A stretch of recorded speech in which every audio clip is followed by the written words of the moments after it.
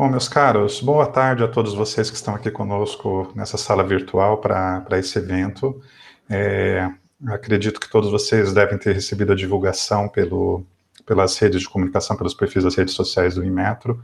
E para nós é uma grande alegria ter esse grupo aqui reunido, porque esse é um evento que está sendo promovido pelo PPGM, que é o Programa de Pós-Graduação em Metrologia do Inmetro, dentro de uma disciplina que é ministrada por mim, que se chama Ciência e Tecnologia como Base para o Desenvolvimento Industrial.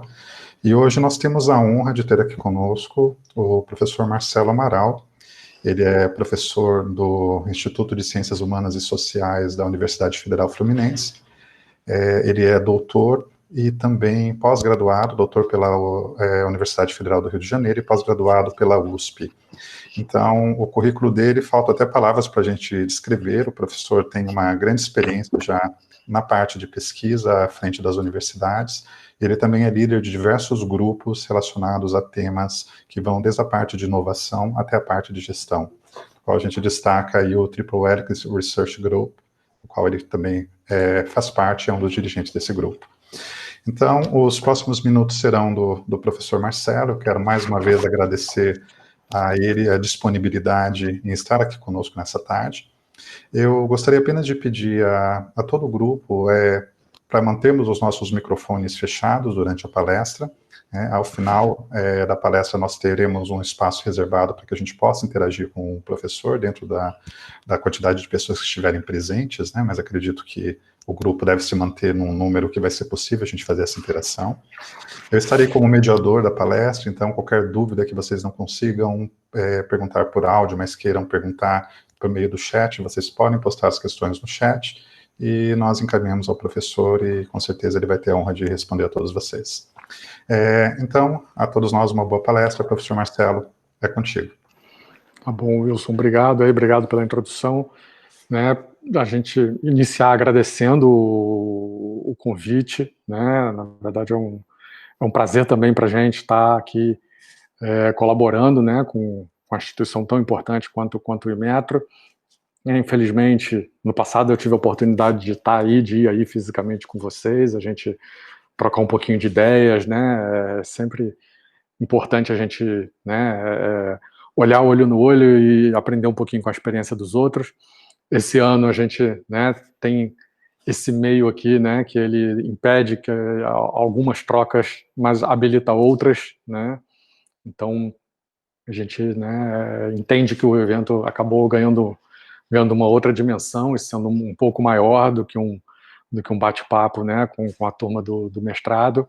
Então, eu agradeço enormemente o convite, a oportunidade de estar abrindo um pouco as minhas ideias com vocês, fazendo algumas provocações, contextualizando alguns aspectos, e eu espero que a gente tenha sucesso nisso e que todo mundo saia satisfeito. Eu estou aqui também estou na sala aqui também acompanhando para ver se a apresentação não trava, se está fluindo direitinho. Passei aqui para o professor Wilson aqui por e-mail também a apresentação, caso aconteça algum problema aqui, de eu cair, minha internet ficar ruim, etc. Para a gente não perder, aí eu entro pelo celular e a gente não perde o fio da meada, e esse material vai estar disponível para vocês. O programa aí vai distribuir para os alunos, e quem porventura seja externo, e esteja nos assistindo, eu vou depois também botar o link do blog também, onde vocês podem pegar esse material. Como o Wilson já me apresentou aí rapidamente, eu sou docente hoje do Departamento de Administração, e trabalho com a parte das disciplinas de administração geral, estratégia, gestão de projetos, mas trabalho também com a parte de pesquisa, e aí a temática das relações universidade, empresa e governo, toda a discussão de gestão da inovação, propriedade industrial, transferência de tecnologia, são temas que eu abordo, e associado a isso questões também de desenvolvimento regional e desenvolvimento econômico como um todo. Às vezes é um pouquinho, assim, feio, chato a gente se apresentar, né? Mas parece que a gente está, né, enfeitando muito o pavão, né? Mas só para vocês entenderem um pouco da onde que eu venho, o que eu faço, o que eu fiz e um pouco por que eu estou aqui hoje, né? Quer dizer, minha formação originalmente é na área de economia, depois eu fui para engenharia de produção, mas sempre trabalhando com essa temática da gestão da inovação, né, da estratégia do empreendedorismo, da gestão de projetos. Atuei em algumas instituições né, privadas e públicas e vim para a universidade desde 2006. Isso. Vamos avançar um pouquinho. Estou vendo aqui que a internet está voltando, mas esse primeiro tópico a gente consegue avançar bem por aqui. A gente tem uma agenda aí, são 5 itens. Tá? Eu não estou ouvindo vocês por algum motivo. Tá ótimo. Eu tenho uma agenda aí de 5 itens, né? Eu vou avançar mais nos primeiros para deixar a gente ter tempo para discussão mais no final. A próxima, por favor.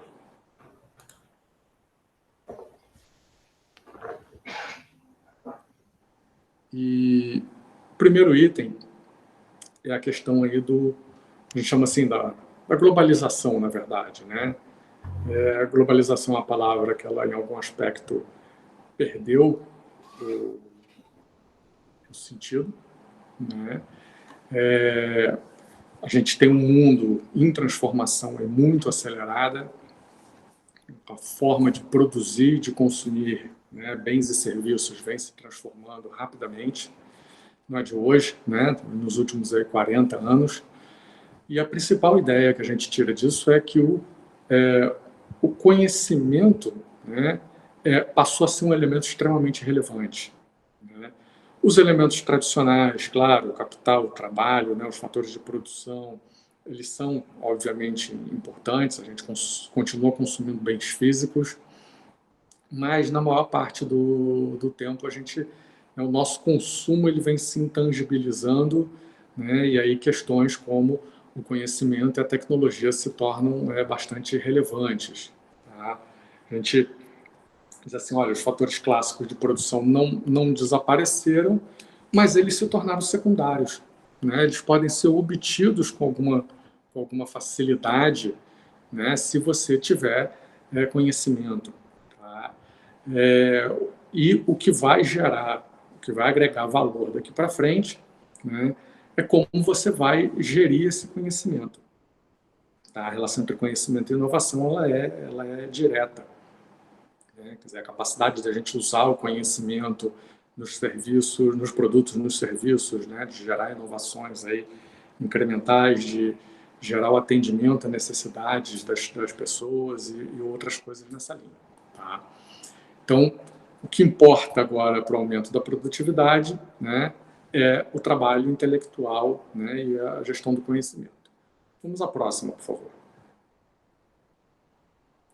Isso.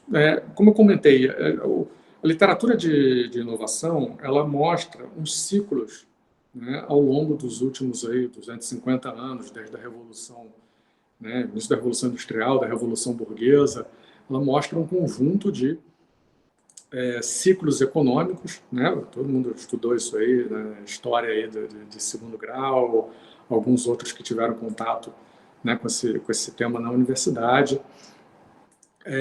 A sociedade moderna, né, essa que a gente vive, está se transformando rapidamente, quer dizer, o paradigma técnico-econômico do consumo de massa, da produção de massa, ele está mudando. Né? A forma da gente acessar, da gente produzir, da gente consumir, isso vem mudando violentamente nos últimos anos. Né? Esse fenômeno dos aplicativos que a gente está vivendo agora mais recentemente é um exemplo. Tá? O Joseph Schumpeter, que é o economista que seria o pai dessa ciência da inovação, ele coloca que os ciclos econômicos são essenciais e extremamente importantes na economia. Você tem períodos, né, de produtividade, onde aquelas inovações, né, aquelas tecnologias de produção se difundem rapidamente, tá? Se tornam o padrão dentro daquele sistema produtivo, aquilo é levado a um processo de aumento de escalas, variedades, etc. Chega mais adiante a um momento de exaustão, né, até que entra em crise e acaba sendo substituído por novas tecnologias que vão surgindo. É um pouco o que acontece ao longo desses ciclos que estão nessa figura aqui embaixo. Né? Você tinha um ciclo ali do algodão, que é a primeira revolução industrial. Você tem um segundo ciclo, né, que envolve as ferrovias, a produção de aço, né, um terceiro aí de automóveis. Né? O Schumpeter pega essas ideias lá do Kondratiev sobre ciclos de torno de 50 anos de duração. Né? A gente tem ciclos mais recentes das guerras, né? Ou seja, a guerra ela acaba sendo uma indutora de desenvolvimento, né, tecnológico e, em algum aspecto, de desenvolvimento econômico. Ou seja, você precisa fazer um esforço para produzir bens e serviços, né, para atender a chamada economia de guerra, né, para você se preparar, tanto do ponto de vista de armamento, alimentação, etc., para ir para um campo de batalha. E esse último ciclo ele é um pouquinho diferente. Ele está associado a tecnologias do mercado financeiro, né, e está associado, né, que a gente chama aí dos estímulos monetários dos bancos centrais, o reconhecimento do papel da moeda como um elemento muito dinâmico e relevante, né, nas economias, né, e essa questão da intangibilização do consumo. Né. Então, a gente está vivendo esses ciclos de 50 anos, eles não são, vamos dizer assim, uniformes. Né. Dentro do período existem, né, vários ciclos de menores, mais curtos, de ampliação, né, e de crescimento e decrescimento da economia. Né. Se a gente vem vivendo um pouquinho isso, se a gente olhar, né, nós tivemos uma crise aqui no Brasil em 90, 89 e 90, relacionada às medidas econômicas do governo Collor. Teve uma crise em 97, né, relacionada aí a problemas de pagamento, né, de balança comercial dos países em desenvolvimento. Tivemos uma crise em 2000 da Bolsa, da Bolsa.com, né, da Bolsa Digital Americana, lá da Nasdaq, relacionada às empresas.com. Uma crise de 2008, 2009, uma crise financeira forte. Então, agora uma outra, né, crise em função da pandemia da Covid-19. Então, todos esses processos, eles destroem, né, empresas e formas de fazer bens e serviços, mas abrem espaço para outras formas. Né? Quer dizer, a situação que a gente está vivendo aqui agora, né? Quer dizer, eu estou aqui participando de uma aula, né, com vocês, onde, né, ano passado, um ano atrás, a gente estava aí no espaço, né, físico aí do Inmetro, né, e hoje a gente está tendo esse contato aqui pela internet. A tecnologia não é nova, mas existia muita resistência ao uso de uma forma mais generalizada. Né? Então, a Covid, em algum aspecto, vem fazer uma disrupção, né, na forma como a universidade opera. A próxima, por favor, Wilson. Então, assim, esse slide, eu estava dando uma aula que passa por esse material também, para o pessoal do doutorado, da UF, Direito e Negócios, e estava mostrando esse slide para eles. Eu falei, olha, esse é um slide para mostrar que ele já foi, não é que ele vai acontecer, ele já aconteceu. Né? Quer dizer, esse livro do Thomas Friedman, do Mundo é Plano, acho que é de 99, quer dizer, a ideia de um mundo global, né, centrado no conhecimento, onde todos os países e empresas de diferentes países competem, né? Quer dizer, a ideia de que para produzir valor você precisa utilizar criatividade e competência, e que isso é um fator de sobrevivência, né? E que os menos competentes vão ser, competentes e competitivos, né, vão ser substituídos. Tá? Essa ideia de abundância, né, que não basta preço e qualidade, tem que haver diferenciação. A questão da automação, né, tá aí, né, o setor industrial ele já não gera o volume de empregos que ele gerava, a automação, inclusive, ela já está indo para um outro nível, né, chamada Indústria 4.0, é exatamente isso, é uma nova camada de tecnologias que vão permitir automação. Tá? A questão do deslocamento, né, do trabalho para a Ásia, né, isso aí já foi. Né, inclusive, o que a gente está vivendo nos últimos anos é um certo refluxo desse processo de globalização, tá?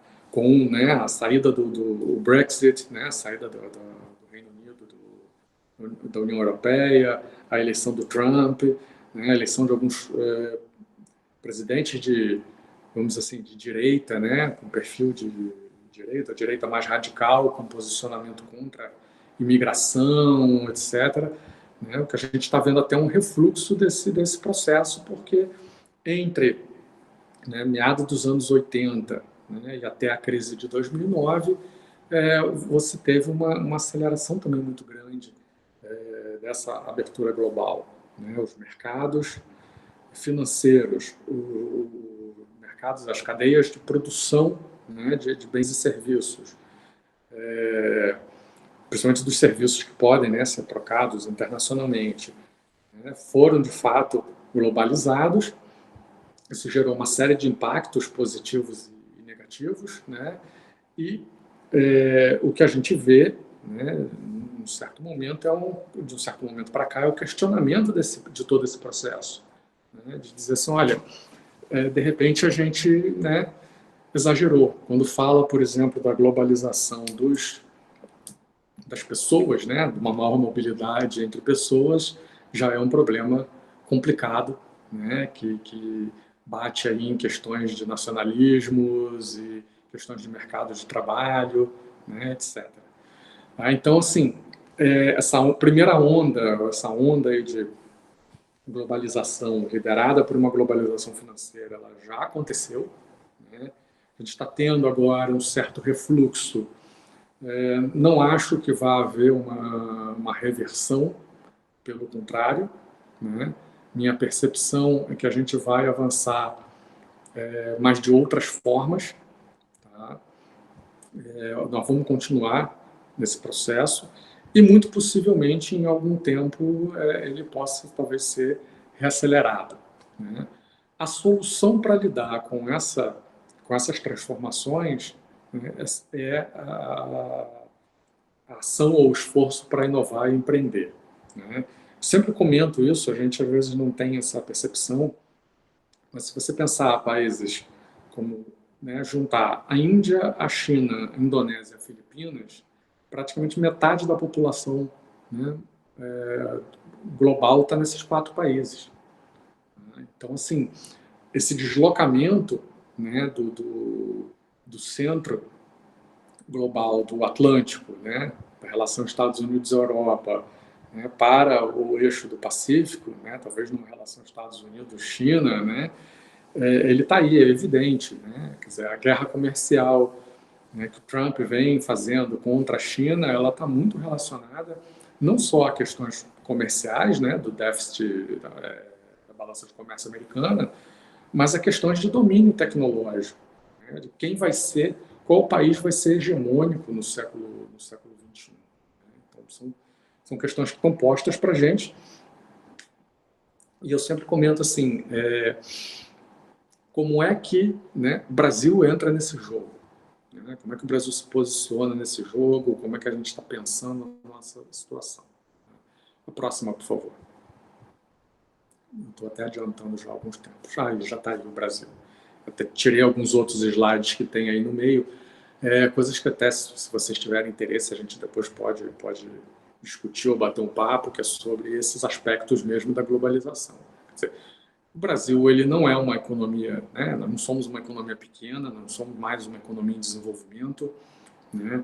Nós somos uma economia que se industrializou, se tornou complexa, fez a migração do setor primário para o secundário, né? E vem fazendo uma migração para o setor terciário, só que é uma migração que está sendo um pouco estranha.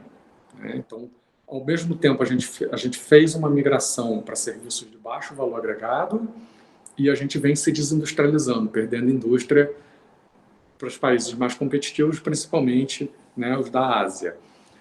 Isso deixa a gente numa posição muito ruim. Mas, apesar da gente ter uma economia grande, né, a gente tem uma série de problemas. Né? Eu falo assim, o problema do Brasil não é pobreza, o problema do Brasil o Brasil é um país rico e cheio de potencialidades. Nosso problema é a desigualdade. Né? Nosso problema é com quem está essa riqueza. Tá? Em termos de PIB, a gente, né, vinha, 2010, 11, a gente vinha no embalo que poderíamos aí chegar entre as cinco maiores economias do mundo.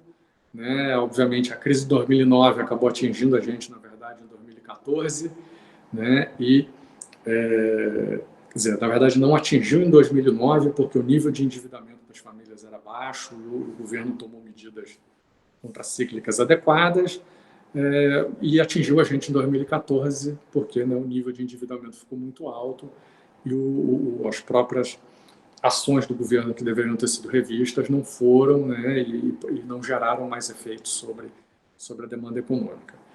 E em 2020, sei lá para onde é que a gente vai depois dessa crise da Covid. Certamente a gente está indo para um equilíbrio, né, de baixo nível, né, no seguinte aspecto, que alguns setores da economia estão se recuperando rapidamente, mas outros não. Tá? Essa situação de desemprego do país ela é terrível e ela não deve melhorar muito. Né? A gente deve estar enfrentando um desemprego estrutural bastante significativo, que é algo que os outros países também vêm enfrentando, né? Principalmente aí a Espanha, que é um país de economia muito similar à nossa, e outros. Tá? Mas isso aí também é outro papo, é uma discussão sobre economia. Tá?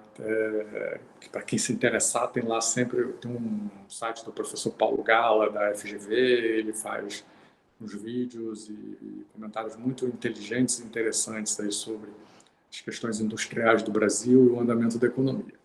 Gente, aqui eu quero fazer um recorte para a questão da inovação, né, do investimento em ciência e tecnologia, que é uma das medidas. Né, a gente investia em algo como 1,66% do PIB em 2014, sendo 1% feito pelo Estado, né, e 0,66% pelas empresas. Tá? E aí estruturas como parte de pesquisa da UF, né, parte do próprio Metro, dos centros de pesquisa aí ligados ao MCTIC, né, os financiamentos aí de CAPES, CNPq, FINEP, quer dizer, todos eles entram nesse pacote aí. 1,66% do PIB já é pouco, né, colocava a gente como um país seguidor, né, isso é evidente, né, a gente não é líder em termos de tecnologia em praticamente nenhum assunto. Né, por exemplo, indústria de software, não tem nenhum software brasileiro que seja líder, né, mundial ou global na sua atuação. Em relação ao... Né, a gente tem algumas poucas lideranças, né, a área de agricultura, a área de exploração de petróleo, né, alguma coisa de aviação, né, mas também são muito limitadas e são vantagens, né, que foram construídas. Tá? Esse dispêndio do PIB ele já cai bastante em 2018, esse ano deve piorar ainda mais. Tá? E os resultados disso, né, isso é o investimento de um lado. Os resultados em termos de produção de conhecimento. A gente tem dois indicadores aí. Um, que são as publicações, né, que eu brinco aqui com o pessoal do meu grupo de pesquisa, que é a nossa moeda, é a publicação. Né? O Brasil não tem uma posição muito ruim, 14º maior gerador de conhecimento no mundo, a gente deve estar por aí em termos de tamanho da economia, ok. Mas a gente vem perdendo fôlego por conta da queda do financiamento em ciência e tecnologia. Quando você vai analisar o impacto dessas publicações, aí o nosso impacto é pequeno. Tem talvez uma explicação, que boa parte dos assuntos são mais internos, a gente tem um volume de publicação maior em algumas áreas de ciências sociais e humanas, né? São algumas áreas talvez que não são, as áreas mais tecnológicas, parte delas não são tecnologias internacionais, etc. E o mesmo acontece com as patentes, né? Que é a capacidade nossa de transformar conhecimento em tecnologia e inovação. A medida aceita assim, mundialmente para se mensurar, né, esse impacto é o depósito de patentes no escritório norte-americano. E nesse depósito aí a gente já fica muito para trás, né? A gente é uma posição de 42º lugar, né?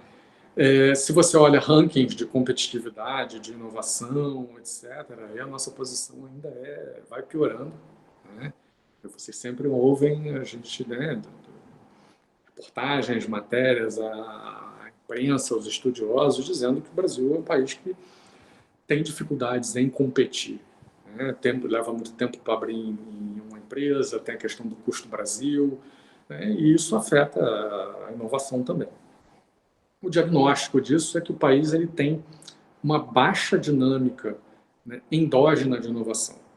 Ou seja, se a gente tem acesso à tecnologia, a gente produz bem, que é o que acontece, por exemplo, com a indústria automobilística, né? Ela traz os produtos de fora, ela traz a tecnologia e a gente produz bem, né? Os nossos carros eles não são ruins, né? As nossas fábricas são produtividade e qualidade de produto similar às outras fábricas, né, dos mesmos fabricantes, das mesmas empresas internacionalmente. Tá? E aí isso se reflete no fato de que metade do nosso investimento, né, em inovação, né, em ciência, tecnologia e inovação, é a compra de equipamento. Então, eu quero modernizar a minha tecelagem. Eu não vou montar um centro de P&D para desenvolver um produto novo. Não, eu vou comprar uma máquina que seja, né, mais eficiente, né, mais produtiva, mais rápida. E aí a gente importa a tecnologia. Tá? Para quem não sabe, a Pintec é a pesquisa de inovação do IBGE, né, assim como tem a PNAD, né, tem várias outras. Existe uma pesquisa trienal, né, quem tiver interesse entra lá no site do IBGE e olha olha a pesquisa. Deixa eu só virar um minutinho aqui para olhar que o meu celular está carregando direito. Tá carregando. Uma mensagem aqui.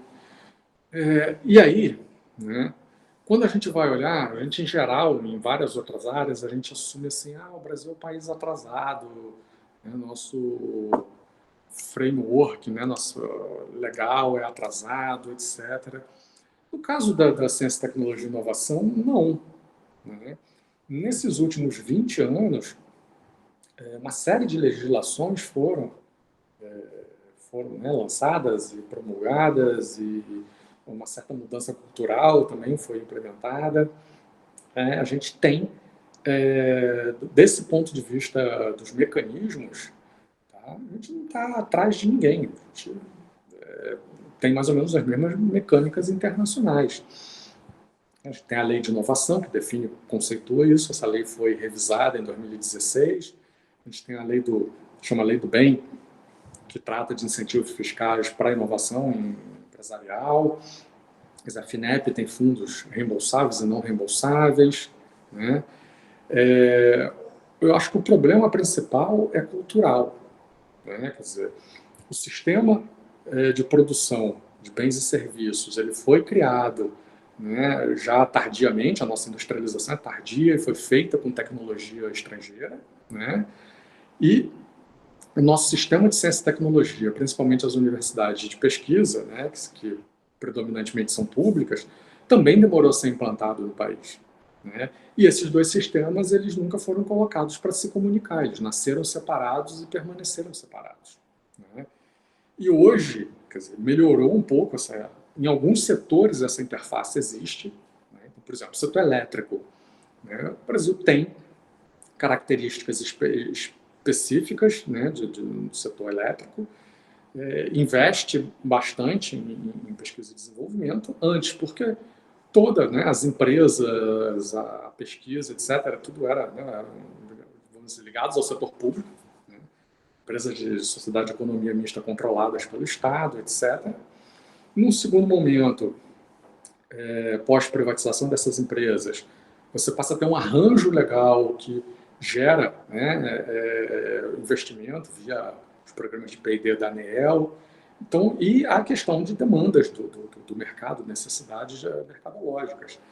Então, você tem uma certa tradição de investimento, né, no setor elétrico, no setor de petróleo, idem, né, em função do papel da Petrobras e das questões específicas do Brasil. Né, a gente foi encontrando petróleo no mar cada vez em profundidade maior. Não tinha de quem comprar essa tecnologia, e até se a tecnologia existisse, provavelmente ninguém venderia para o Brasil. Então, a gente teve que desenvolver. Né? Um pouquinho também com a questão do enriquecimento do urânio, né, e outros temas. Tá? Então, assim,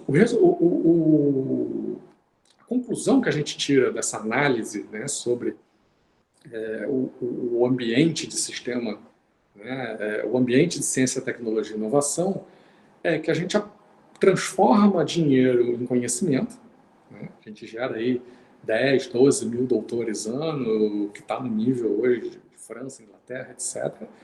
Mas a outra perna, que é transformar esse conhecimento em dinheiro, a gente não está fazendo direito.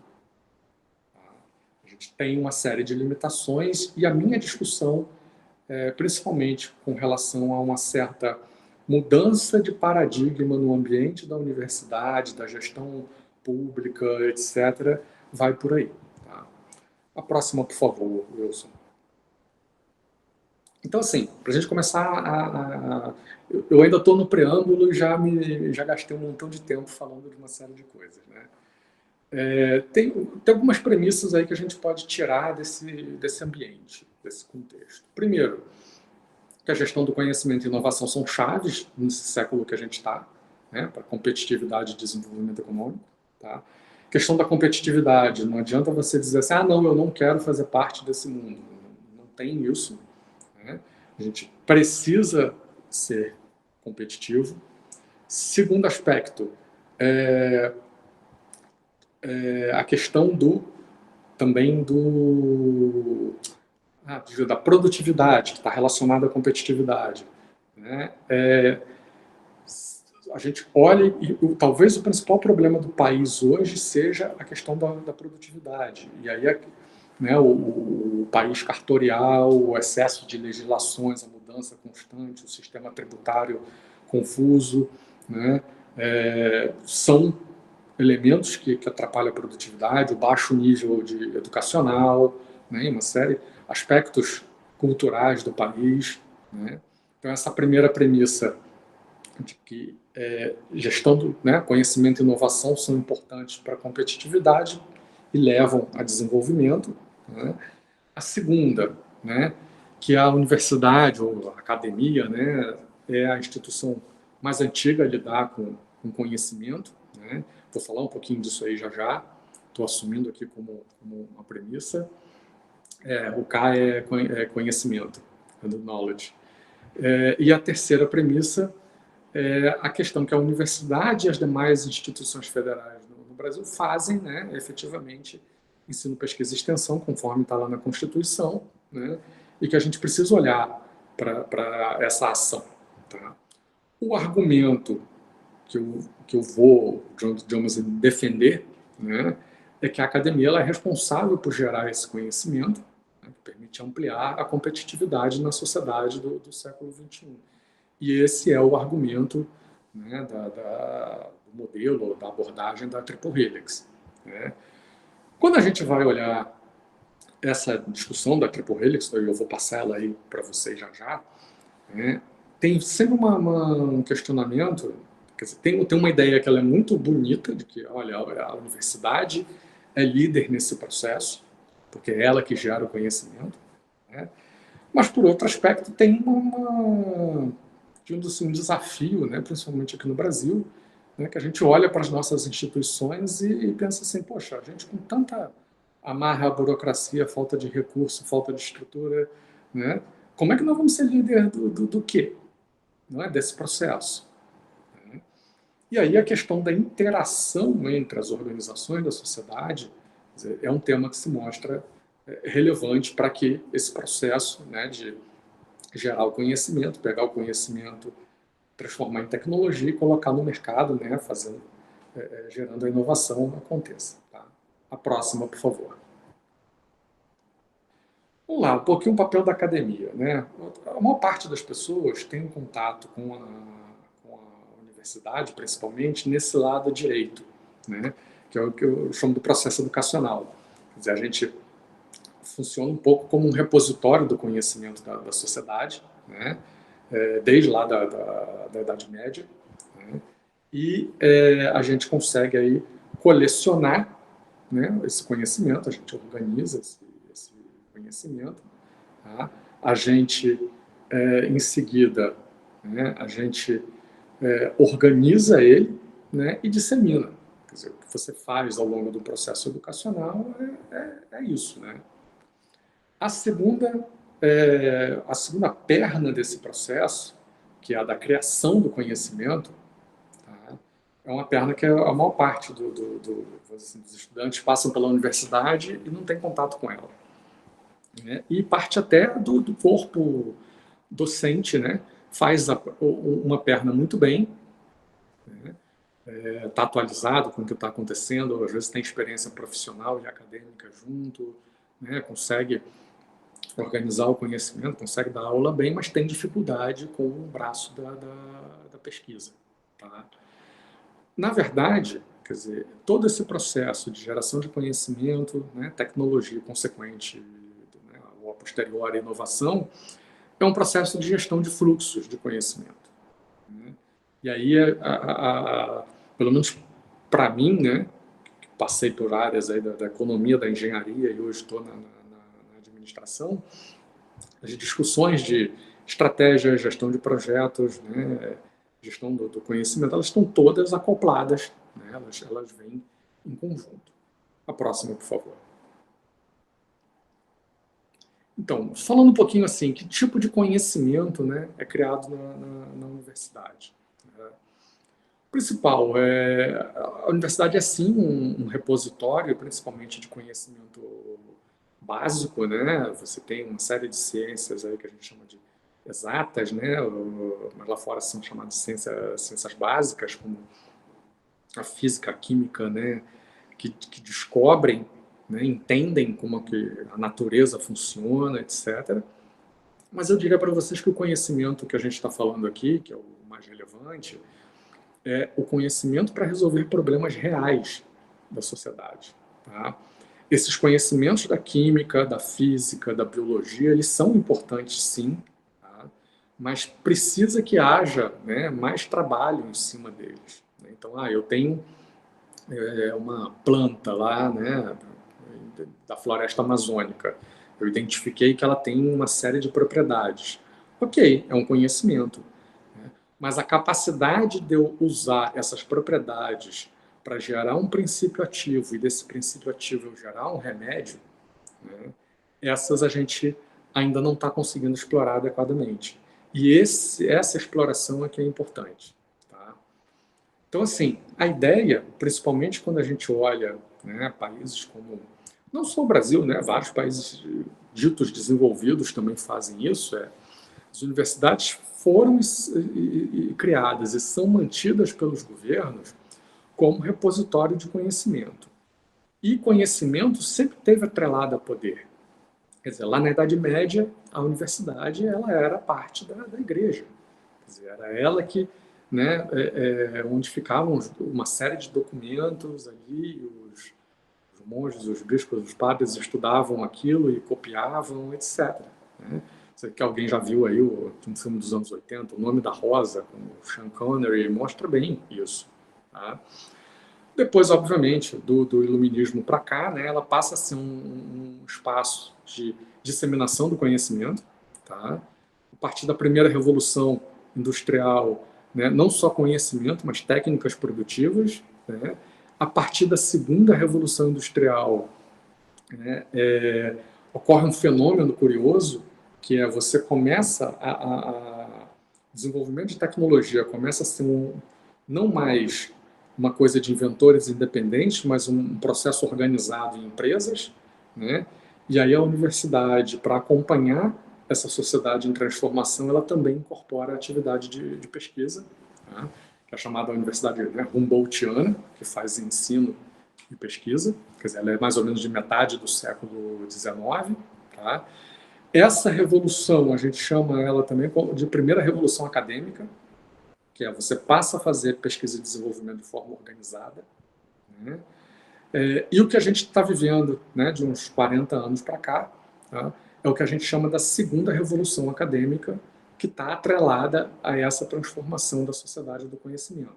Quer dizer, a universidade, além de fazer a sua atividade, né, tradicional, a princípio, de ensino, pesquisa, extensão, ela tem um papel no desenvolvimento econômico e social. E esse papel não se limita a formar pessoas, né? Quer dizer, é um papel de você, na verdade, gerar o conhecimento e levar ele para a sociedade. Tá? O próximo slide, por favor. E aí a gente vai ver um pouquinho, né, que produtos são esses que a universidade pode gerar, né, que essa universidade empreendedora pode gerar. Né? A gente tem um produto do ensino, que todo mundo conhece. Tá? O produto aí está aspados, né? Não é exatamente um produto. Que são, né, a universidade do ensino, ela forma as pessoas, forma a mão de obra. Né? A gente tem uma universidade de pesquisa, né, que gera conhecimento e tecnologia. Quer dizer, você pegar o ranking do INPI, os principais depositantes de patente no Brasil são universidades. Quer dizer, dos 20 primeiros colocados, acho que 15 ou 16 são universidades. Quer dizer, a universidade ela não faz inovação, porque quem coloca o produto no mercado é a empresa, né? Mas gerar a tecnologia, o conhecimento e a tecnologia para se fazer a inovação, ela faz. Né? E o que a gente chama da universidade empreendedora, né, é uma universidade capaz de fazer esses dois processos, né, de forma acoplada. Ou seja, eu gero empresas onde eu tenho pessoas, né, e tecnologia junto. A vantagem desse processo é que eu faço uma transferência de tecnologia só. Eu formo pessoas e desenvolvo tecnologia numa tacada só. Tá? Tem uma discussãozinha aqui sobre o que é a transferência de tecnologia, né? Não quero entrar nisso com vocês, né? Só para dizer que transferência de tecnologia é uma coisa bem ampla, complexa, né? E quando você faz num processo, por exemplo, de incubação, eu tenho, né, eu estou fazendo um doutorado no laboratório lá na COP, e aí, junto com o meu orientador e outros colegas, a gente desenvolveu lá uma tecnologia que tem aplicação, né, no mundo real. Né? A gente pode ali se organizar, né, proteger aquela tecnologia em nome da UFRJ e dos inventores, né, e a gente licenciar para uma empresa da qual parte ali das pessoas participem, né, e que desenvolvam e coloquem aquela tecnologia no mercado. Tá? Idem, né, aí no Inmetro, né, vocês têm um processo também de incubação, né, aqui na UF também a gente tem, quer dizer, e essa é a ideia. Tá? Vamos à próxima, por favor. Então, assim, na prática, quer dizer, o que a gente chama da transferência de tecnologia, ele tem várias formas de acontecer. Uma delas é o licenciamento. Então, eu tenho uma patente, né, eu sou a universidade, eu tenho uma patente, eu faço a cessão, né, dos direitos de produção, né, para a empresa tal. Tá? E ali, em geral, você vende um serviço de assessoria técnica, né, de consultoria em conjunto. A empresa tem que ter competências para usar também, né, aquele conhecimento, incorporar aquilo no processo produtivo dela. Esse licenciamento é muito o que a literatura internacional olha e que ele acontece nos países, né, que estão mais na dianteira tecnológica, né, e que fazem o depósito de patentes. Quer dizer, como nós não estamos na ponta, na maior parte dos segmentos, né, e a gente tem um sistema de propriedade industrial um pouco deficiente, quer dizer, aqui no Brasil a questão do licenciamento ela acaba não sendo tão relevante. Tá? Eu vejo até as incubadoras como algo mais relevante, onde você faz esse processo aí casado. Tá? E a gente utiliza mais da questão também, combina questões de marca, né, segredo industrial, né, e outras, posicionamento de mercado e outras questões.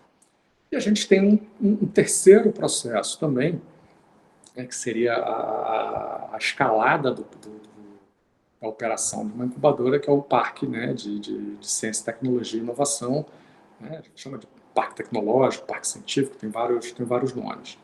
Quer dizer, o parque ele é um espaço que ele combina, né, laboratórios universitários, laboratórios de empresas, empresas incubadas, empresas externas, etc.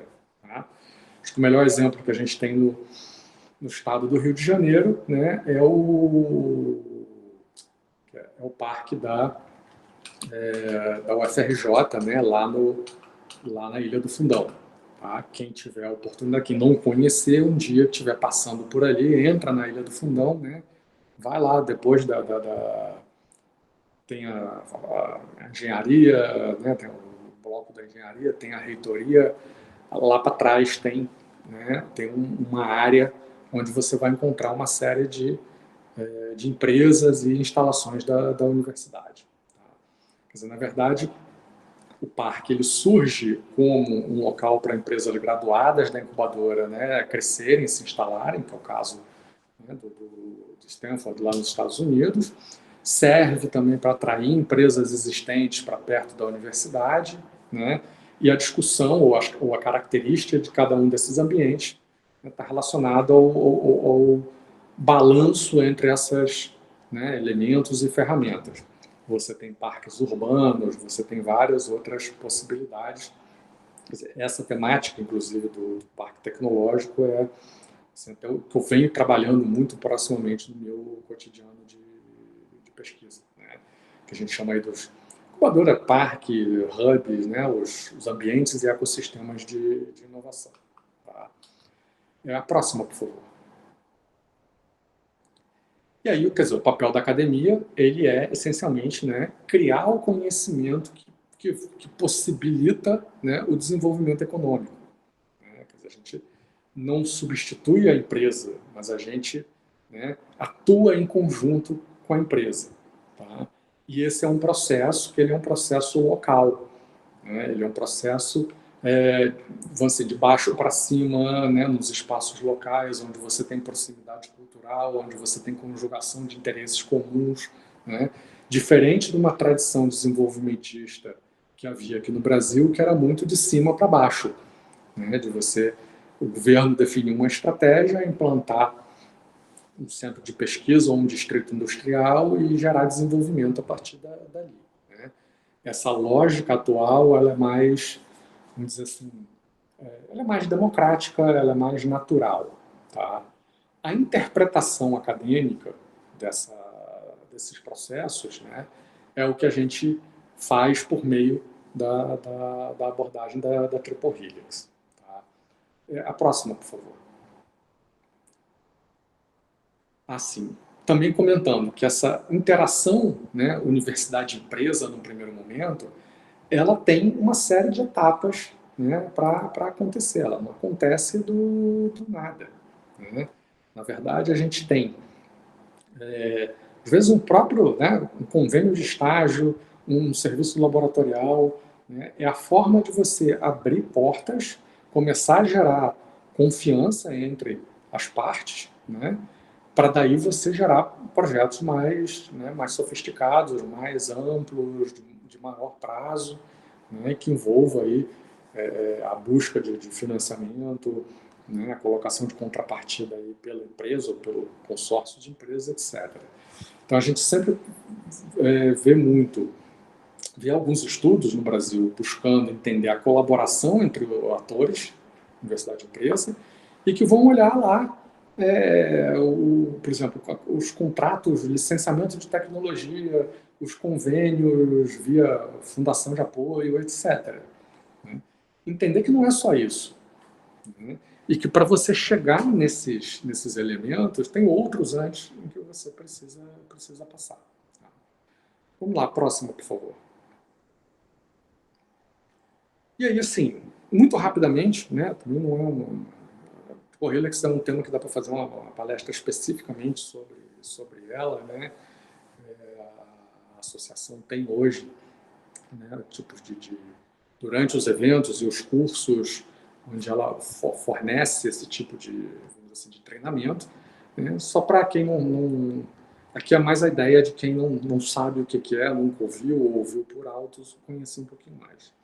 É uma abordagem acadêmica, criada nos anos 90, né, pelos professor Henry Etzkowitz, que era da Universidade Estadual de Nova York, e o professor Leiderdorf, que ainda é da Universidade de Amsterdã, né, ambos estão vivos. O professor Etzkowitz hoje está lá no Silicon Valley, né, e eles geram a ideia a partir do DNA da Double Helix, né, eles olham e falam, não, aqui tem uma Triple Helix, né, o Henry é sociólogo, o Lutz é engenheiro químico, né, e eles saem com a ideia de que existe uma interação, né, entre as chamadas esferas universidade, né, empresa e governo, né, e que essa interação, né, é que permite o desenvolvimento, a geração de conhecimento, de tecnologia, né, e, consequentemente, inovação e desenvolvimento, né, econômico.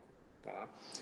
O que é diferente na discussão deles em relação à discussão dos sistemas de inovação, né, que é uma discussão dos autores neo-schumpeterianos, né, o Freeman, Lundvall e outros, é que aqui eles colocam realmente a universidade como líder.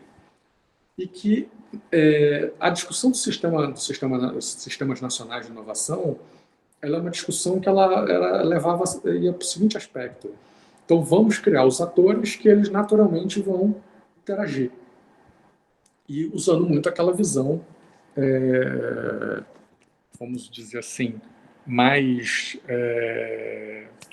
deixa eu ver como é que é a palavra que eu coloco. Mais... Está faltando uma palavra adequada.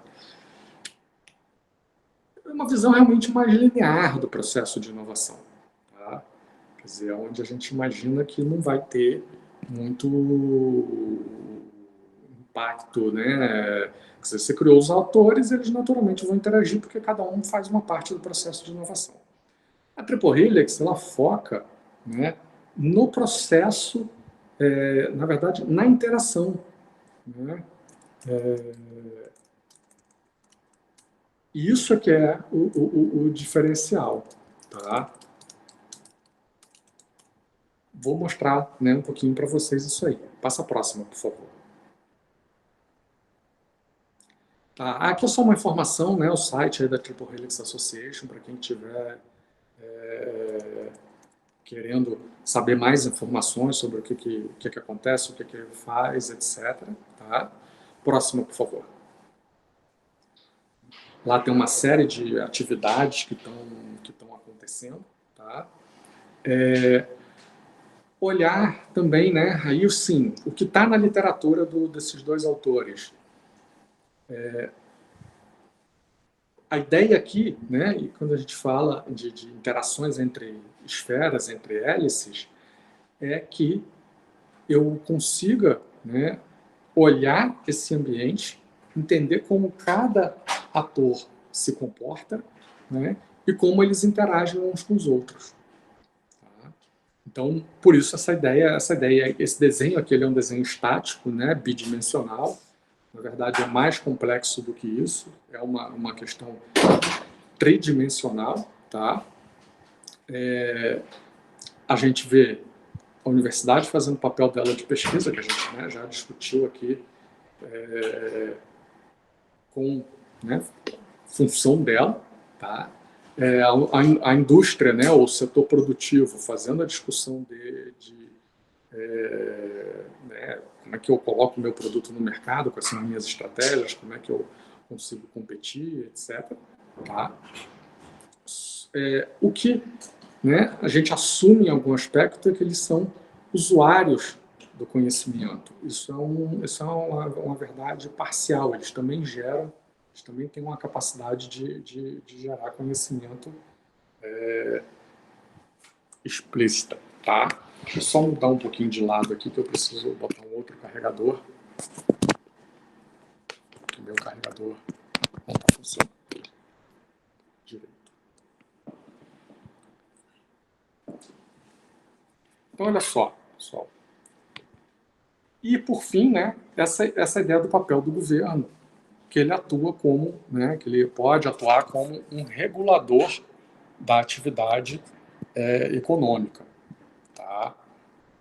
E essa ideia é uma ideia bastante também, não só regulador, mas fomentador. Ele faz as funções do governo, do contrato social, etc.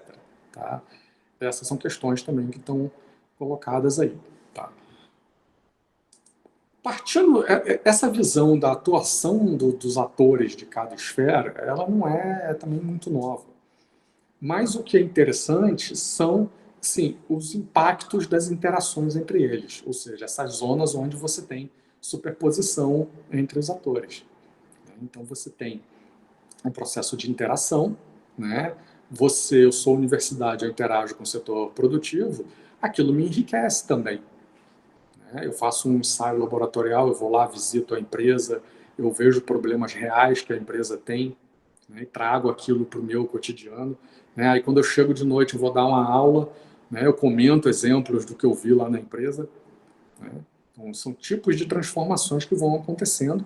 Né? Se a gente olhar, por exemplo, a incubadora de empresas, ela está aí, né, nesse espaço aí entre o verde, né, e o azul. Né? Ela se situa ali.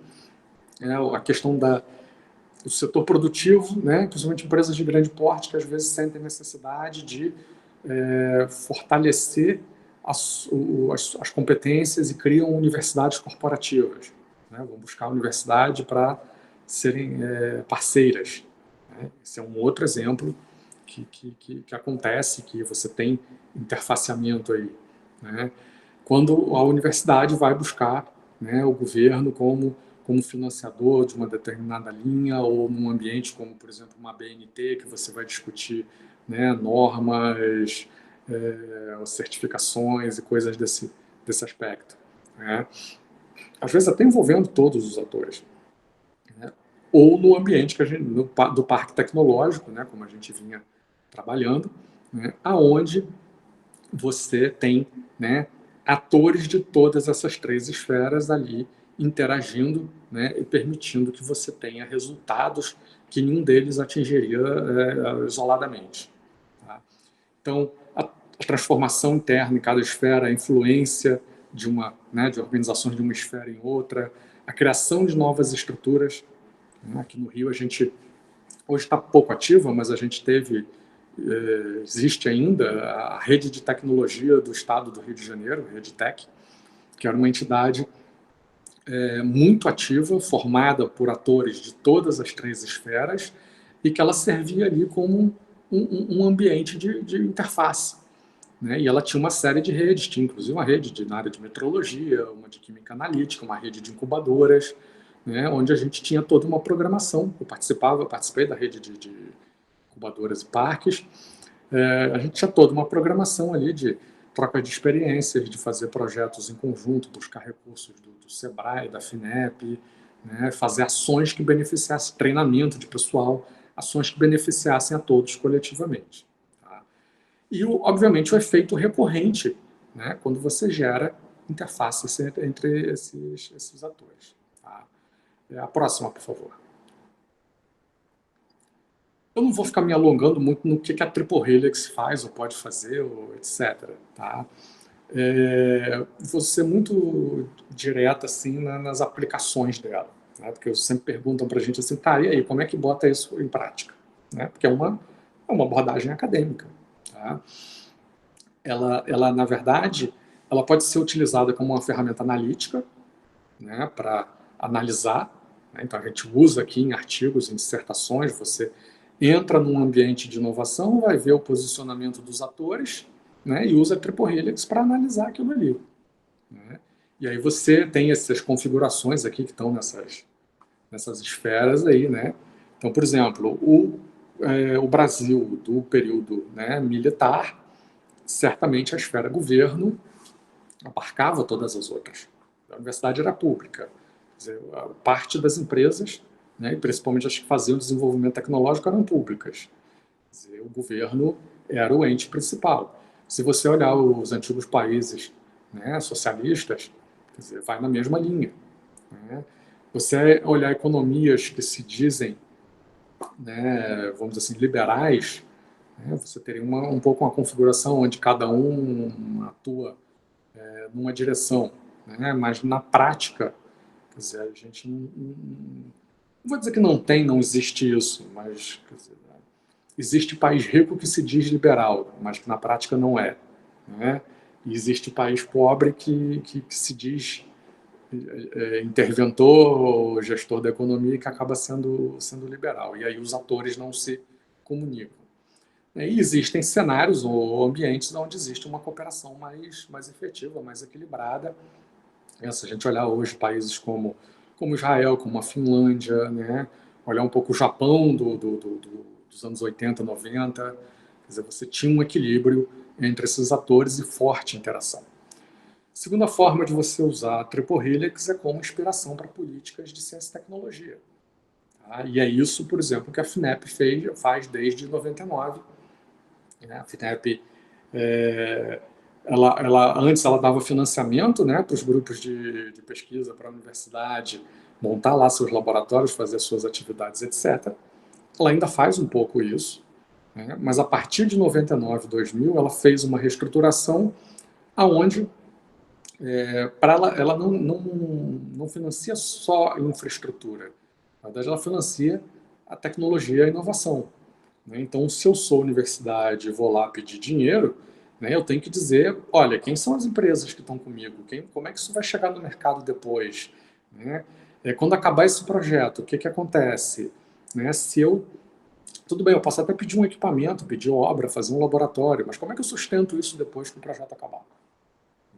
Mesma coisa, eu sou uma empresa, eu tenho aqui uma tecnologia pela metade, que eu tenho algumas coisas que eu desenvolvi, preciso desenvolver mais soluções para né, para ter produtos competitivos, vou buscar parcerias, vou buscar financiamento e parcerias. Quer dizer, quem são esses parceiros? Né? Como é que isso impacta de fato o teu negócio? Tá? Então, essas duas ideias da gente, né, usar como inspiração, né, para você desenhar uma política, também uma percepção, né, agora não ex post, agora ex ante, ela está presente, tá? E quando você olha a legislação brasileira, né, de apoio à ciência e tecnologia, tá lá, né? A Triple Helix está lá o tempo inteiro, tá? Tem uma terceira forma de usar, que eu acho que é para onde está caminhando, né? Lembrar que a Triple Helix é nova, há 25 anos em teoria acadêmica não é nada, né? Na verdade, eu diria que ela não é nem uma teoria, porque ela é uma abordagem que ainda está incompleta e que precisa de avanços. Ela pode ser a base para o desenvolvimento de ferramentas práticas, metodologias, né? Para você alavancar competências organizacionais. Inclusive, eu venho, né, trabalhando um pouquinho nessa linha. Né? Então, eu tenho um modelo para, né, fazer a avaliação e apoiar, por exemplo, a gestão de parques tecnológicos. Né? Quer dizer, a gente entra num ambiente de inovação, aplica aquele modelo, coleta uma série de informações via documentos, com entrevistas, etc., né? Faz uma avaliação daquele ambiente e sinaliza um pouquinho o que eles precisam fazer. Como se fosse uma ferramenta de avaliação e planejamento estratégico. Tá? Inclusive, eu tenho uma dissertação que foi orientada, foi defendida ano passado, que olha, né, esse sentido, por exemplo, dos parques tecnológicos do estado do Rio de Janeiro. Tá? Vamos avançar um pouquinho. A próxima, por favor. Para quem tiver interesse, né, em olhar mais a fundo a questão da Triple Helix, eu acho que vale a pena ler alguns trabalhos originais, né, do Skowitz e Leidersdorf, lá dos anos 90. Né, eles escreveram bastante juntos entre 94, 95 e 2002. E aí, depois, cada um seguiu um pouco por um lado e olhar alguns outros trabalhos. Né? O Skowitz tem um livro de 2009, que o pessoal aqui no Brasil acaba sempre fazendo referência. Esse livro não é lá muito bom, talvez não seja a melhor ferramenta. Tem uma segunda edição de 2017 que é melhor. Mas, por exemplo, quem quer discutir desenvolvimento regional, esses dois, esse trabalho aqui do Farinha e Ferreira, né, eles são professores lá de Portugal, da Universidade de Beira Interior, tem esses trabalhos estão publicados, eles são bem interessantes, né? Por quê? Porque a partir do momento que ele cria esse diamante aqui no meio, né, ele detalha quais são as interfaces entre as redes, né, entre os atores, entre as esferas. E aí fica mais fácil, por exemplo, você mensurar essas questões, né? Então, assim, eu acho esse modelinho bem interessante, tá? E ele leva a outras discussões também. Quer dizer, na verdade, ele está colocando aqui aspectos da economia, da sociedade, do ambiente, etc. Passa a próxima, por favor. O pessoal está perguntando aqui, né, se vai ser disseminado. Vai sim, ficou aí com... Já mandei para o Wilson para passar para os alunos do programa. E eu vou mostrar também o blog aqui, do nosso grupo de pesquisa, onde está. De uns 10 anos para cá, começaram a aparecer derivações, né, do modelo da Triple Helix.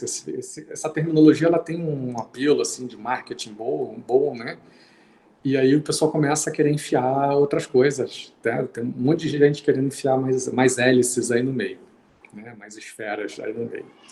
Então tem um modelo que é da Quadruple Helix, né? Que envolve entidades da sociedade civil, que a gente chama aqui no Brasil de sociedade civil organizada, né? Então ONGs e outros tipos de entidades. E tem uma outra abordagem que se chama Quintuple Helix, que além dessas 4, envolve também a questão do meio ambiente e sustentabilidade. Tá? Os principais autores aí é o professor Elias Karayanis, da George Washington University, o professor David Campbell. Quer dizer, é uma literatura também razoavelmente fácil de encontrar, um pouco mais complexa de entender. O pessoal existe uma discussão se isso faz sentido, se não faz. Tem autores que migram para essa discussão da quarta e da quinta hélice, né? Tem alguns autores, o próprio o Etzkovitz era muito radical contra no início, hoje ele aceita melhor. Quer dizer, o Leidersdorf também tem uma série de autores que olham. Eu mesmo não tenho uma opinião muito formada, estou trabalhando com essas coisas para a gente entender, né? Na verdade, são tentativas de representar a realidade, né? De tentar representar a interação, né? entre os diversos autores e entes da sociedade, né? E aí organizar em esferas e dar nome para isso é uma forma de você tentar modelar a realidade e entender como aquilo acontece. Tá? A próxima, por favor. Então, só para fechar esse item, esse é o modelo que eu venho trabalhando, inclusive está numa publicação agora da RASE, de maio de 2020. Né? Eu tento fazer uma síntese, aí, um balanço entre as duas, a Triple Helix e os modelos derivados, de uma forma que a gente consiga trabalhar. Né? A visão da Quadruple Helix do Karayanis, ele coloca mais uma hélice ali no meio das 3 e analisa as relações. Eu discordo um pouquinho nesse ponto, porque as empresas, o governo, a universidade, a academia como um todo, os centros de pesquisa, também são parte da sociedade. Né? Tudo bem que ele especifica o que é essa quarta hélice, né? Ele chama isso a sociedade civil organizada, a mídia, né? que é muito poderosa na questão da gestão da informação, questões culturais, né? dos diferentes países, né? E aí eu achei que esse arranjo, na verdade, da hélice quarta, né? Sobrepujar, né? Englobar as outras 3 melhor, tá? E também a questão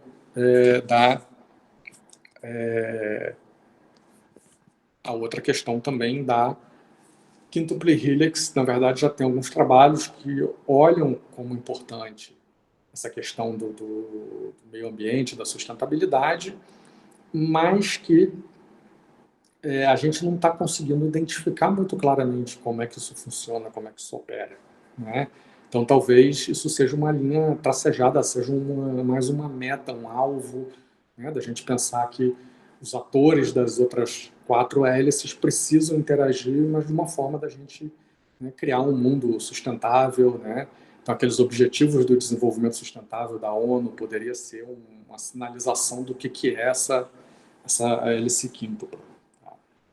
A próxima, por favor. Pois é, pensar que recursos são finitos, que você tem que fazer os atores interagir para criar soluções para os problemas reais da nossa sociedade, não, por exemplo, a criar armas de destruição e coisas desse tipo. Tá?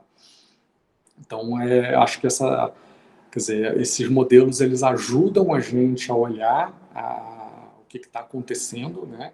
Principalmente no caso nosso aqui do Brasil, de tentar entender um pouco o que está acontecendo, tá? Mas eles também não são totalmente finalizados. Tá? Chegando aí no item 4, né, da minha apresentação, estamos aí já com, né, torno de 1h15, eu chamei aqui que é a pergunta do trilhão, né, porque ela está relacionada ao desenvolvimento das economias, principalmente, né, das grandes economias cujos PIBs estão aí na casa do trilhão de dólares. Como é que a academia ela pode interagir com as organizações da sociedade? E essa é uma outra pergunta que aparece muito, né, principalmente vamos dizer assim, países de cultura e tradição, cultura latina e tradição romana, né, do direito romano, como o Brasil e outros. Tá? A resposta teórica, né, é fazendo com que os atores, né, das hélices interajam. Né? A resposta, vamos dizer assim, prática, e eu não sei se é prática porque a gente não implementou ela ainda, né, é aplicar, tá, a ideia da 5H na academia. A gente pensar um pouco mais, por exemplo, a estrutura da universidade de instituições de pesquisa, olhando esse contexto, né, da quíntuple helix. Tá? E aí parece que eu compliquei, em vez de simplificar. Né? Então, como a gente faz isso? Né? A ideia é desdobrar, né, a quíntuple helix. Então, primeira coisa que a universidade precisa fazer, interagir melhor internamente. Né? Porque hoje a estrutura de departamentos, institutos ou num centro de pesquisa, né, a estrutura por laboratórios ou por departamentos, ela compartimenta o conhecimento, e o conhecimento ele é multidisciplinar. Então, a gente tem problemas na interação interna, a gente tem problemas na interação com outras instituições similares às nossas. Então, isso aí a gente precisa olhar. Tá? Eu tenho uma leve suspeita que muitas das nossas organizações ainda têm um foco essencialmente no ensino, tá? E questões realmente organizacionais, do desenho organizacional, né? Ser inadequado. Tá? No segundo ponto, né, como é que a gente interage com empresas e entidades empresariais, né, de uma forma, vamos dizer assim, equilibrada, madura, né, e que seja, vamos dizer assim, win-win, né, que as duas partes ganhem. Tá?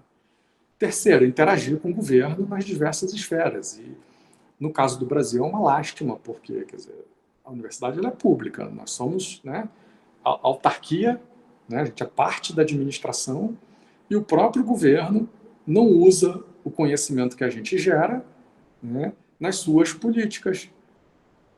Quer dizer, então, assim, né, o Ministério do Desenvolvimento não encomenda estudos para a universidade para entender os setores brasileiros, para poder fazer, né, política industrial, etc. Então, assim, já acontece pontualmente.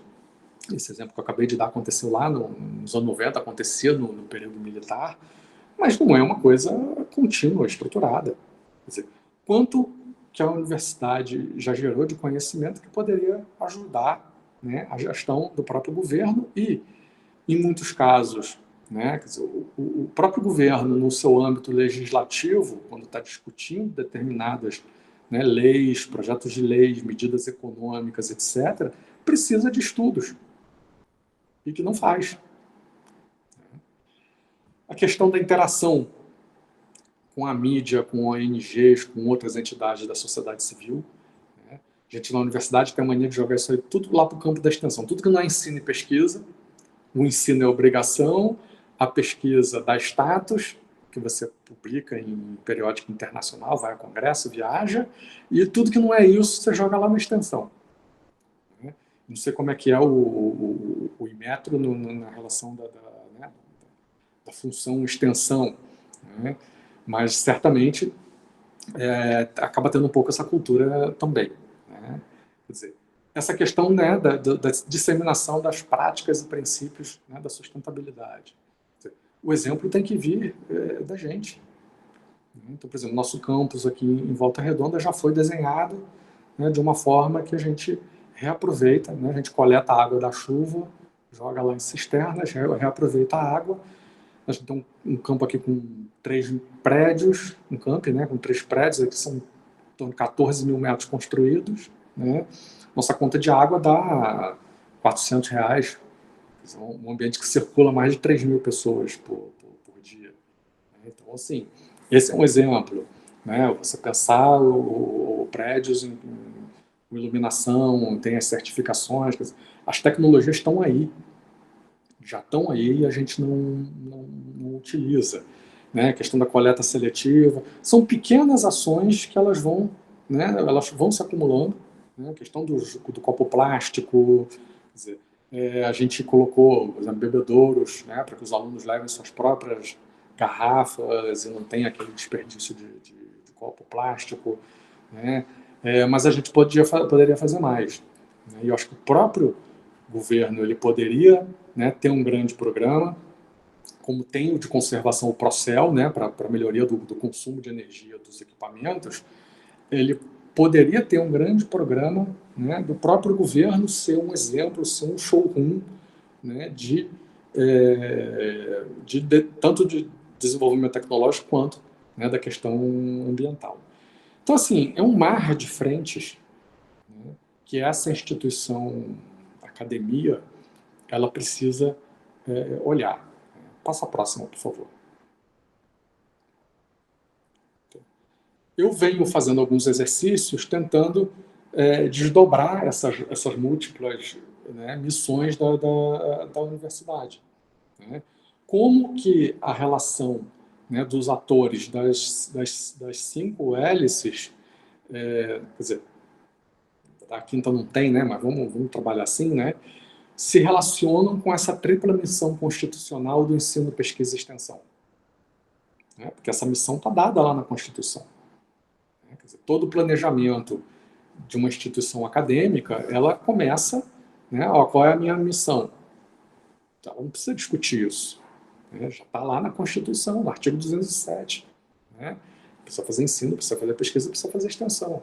Um instituto de pesquisa como, né, o Inmetro, ele tem uma série de outras funções, né? Ele não segue o mesmo modelo da universidade, mas ele é parecido em alguns aspectos.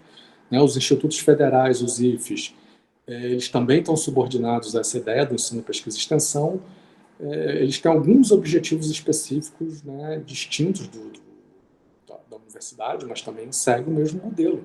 Então, assim, se a gente já segue o mesmo modelo, né, praticamente todo esse conjunto de instituições, né, parte, inclusive, aliás, das instituições privadas, né, as que fazem também pesquisa e extensão, também seguem um modelo similar, né, da gente tentar entender, né, como é que funcionam essas coisas. Né, como é que eu interajo com empresas do ponto de vista de ensino, né, do ponto de vista de pesquisa, do ponto de vista de extensão. Como é que eu interajo com o próprio governo? Né? Será que a universidade ela não pode ser, né, uma plataforma de soluções para um governo, né, eletrônico, online, que melhore a prestação de serviços, né, para a sociedade? Né? Quer dizer, como é que eu interajo, né, com... Né, às vezes as ONGs trazem, principalmente as ambientais, elas trazem determinadas teses lá de fora. Será que né, a universidade, os institutos de pesquisa, elas não podem se alinhar, né, a esses temas e pesquisar esses problemas e entender, né, a situação, se essa situação é real aqui, né?